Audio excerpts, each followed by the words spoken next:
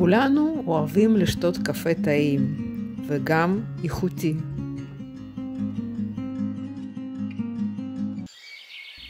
פירות הקפה, הנקראים דובדבנים, גדלים על עצים במטעי קפה.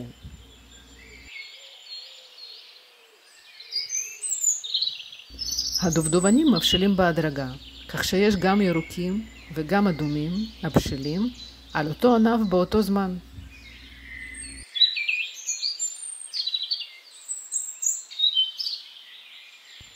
אני אספר על הבדל גדול בין קטיף מסחרי לקטיף אורגני.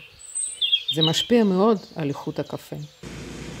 במטעי קפה מסחרי קוטפים ענפים שלמים, עם פירות הקפה בשלים, לא בשלים ואפילו רקובים, ביחד עם עלים.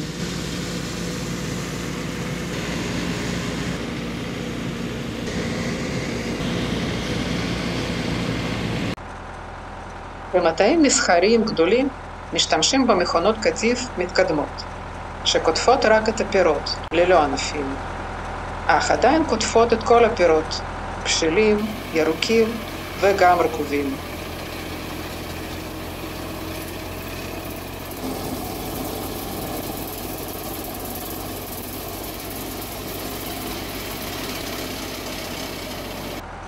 בקטיף מכני פירות הקפה מובלים במסועה ונופלים לתוך מכולה. הבעיה שהם נופלים בגובה רב ובמהירות ונפגעים. מרגע זה הסחורה כבר פגומה חלקית ופחות איכותית.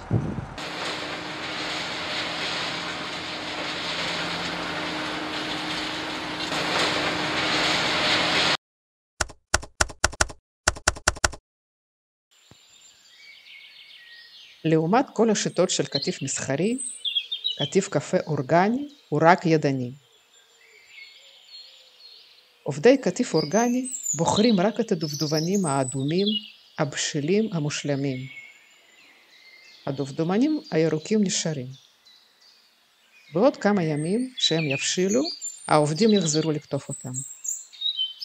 וכך יוצא שלאותו ענף באים מספר פעמים.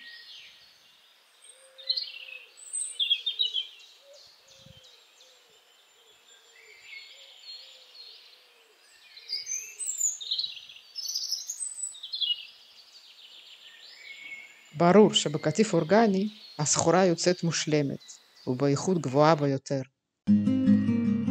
אז גם מבחינת הקטיף וגם עוד פרמטרים חשובים. קפה אורגני ללא ספק הרבה יותר איכותי.